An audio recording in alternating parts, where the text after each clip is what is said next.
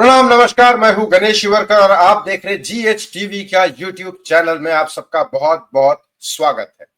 मैंने पहले भी कहा था, जब तक रोड पे नहीं आती ना, इन लोगों को अकल नहीं आती। मैंने सिर्फ एक इशारा दिया था, एक समझाई थी चीज। देखो, दिशा सालियान के पिता को मैं अपने चैनल पे लेके आया, फिर उसके बाद QView पे बोला उनको जाओ, फिर बोला रिपब्लिक पे उनको जाओ, फिर उन्होंने बोला केस फाइल करना है, नीलेश ओझा जी बोल रहे, बोला करो, बिल्कुल जाओ नीलेश ओझा जी के साथ, कोई नहीं, सब सारी चीजें करो। इसके बाद भी जब ये वापस से दिशा सालियान के पिता के ऊपर आरोप लगा रहे, नीलेश ओझा जी के ऊपर केस कर रहे हैं, तब मैं उनको और एक तरकीब बताई। मुझे मालूम है ना क्या, कैसे सरकार, पुलिस वोलिस सब कैसे डरती है, क्या करती है, सब पता है मुझे।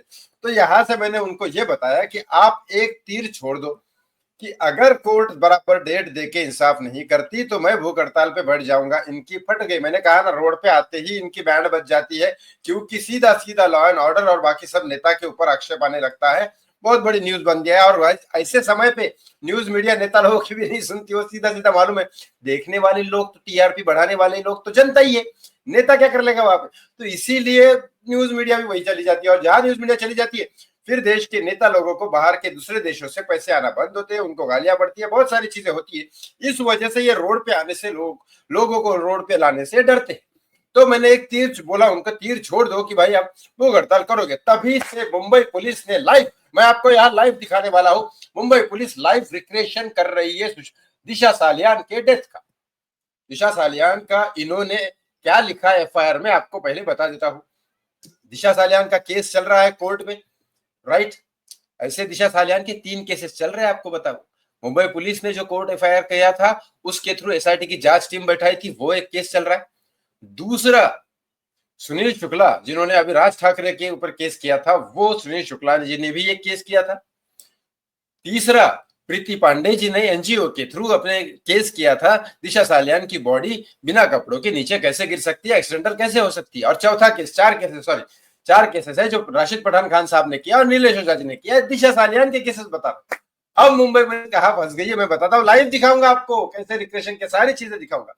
अब इन लोगों ने वो तो कर दिया, FIR सारी केस कर दिया, सब कुछ कर दिया, ये तो चलो कमर हुआ। अब मैं दिशा सालियान का पूरा बिल्डिंग, सारी चीजें, एक एक चीज आपको दिखाऊंगा टोटली आपको। अब यहाँ मुंबई पुलिस कैसे कैसे कैसे पकड़ी जाती है, देखना आप, कैसे ओपन होती है, पूरी की पूरी एक्सपोज हो जाएगी मुंबई पुलिस।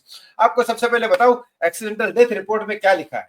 मुंबई पुलिस ने ये लिखा है कि पहले तो इन्होंने कहा कि सुसाइड कर लिया, ठीक है। अब इसके ऊपर बहुत सारे इल्जाम लगे कि बिना कपड़े के सुसाइड कौन करता है वे, ठीक है। और ऊपर सुसाइड करेंगे भी तो इतना दूर गिरी कैसे।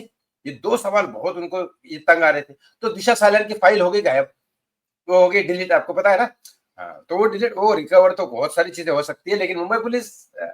तो फिर उसके बाद क्या किया इन्होंने बोला एक्सीडेंटल डेथ रिपोर्ट, कि फोन पे बात करते करते उसका पैर फिसल गया। अब इनमें उनको 2 चीजें मिल गई।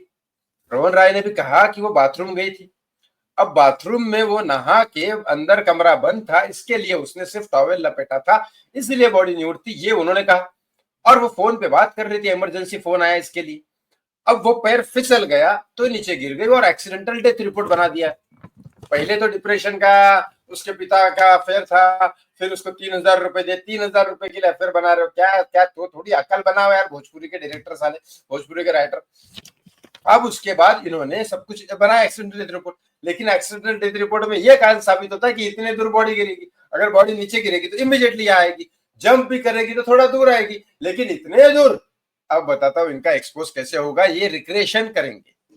ये है दिशा सालियान की कंप्लीटली बिल्डिंग, 14 माला, सोचो 14 माला दूर है बहुत, और जितना ऊपर से कूदोगे बहुत दूर नहीं जाएगा। अब मैं पूरा आपको पूरा ग्राफिकली दिखाता हूँ। नीचे मुंबई पुलिस की गाड़ी है, रिक्रिएशन करने वाली है। देखो, ये है दिशा सालियान की बिल्डिंग, नीचे मुंबई पुलिस की गाड़ी है। यहां है, अगर नॉर्मल जंप करती है लड़की तो यहां से, ये 14 माले का बिल्डिंग है, सबसे जहां जो टोक दिख रहा है ना आपको, वो 14 माले का बिल्डिंग है। वहां से अगर जंप करेगी तो नीचे आता है, पहले देखो आपको वहां पे दिख रहा होगा पोडियम पार्किंग, तो यहाँ जो पार्किंग है बिल्डिंग के अंदर, वहां पार्किंग पे गिरेगी बॉडी, अगर जंप करेगी तो, ठीक है, नॉर्मल जंप।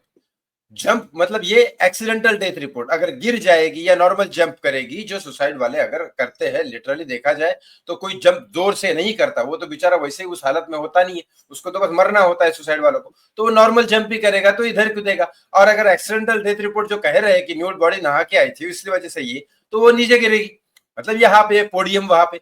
अगर जोर से बहुत ही शॉक आ गया है कि नहीं जोर से कूदना है मेरे को, तो फिर ज्यादा से ज्यादा यहाँ गिरेगी।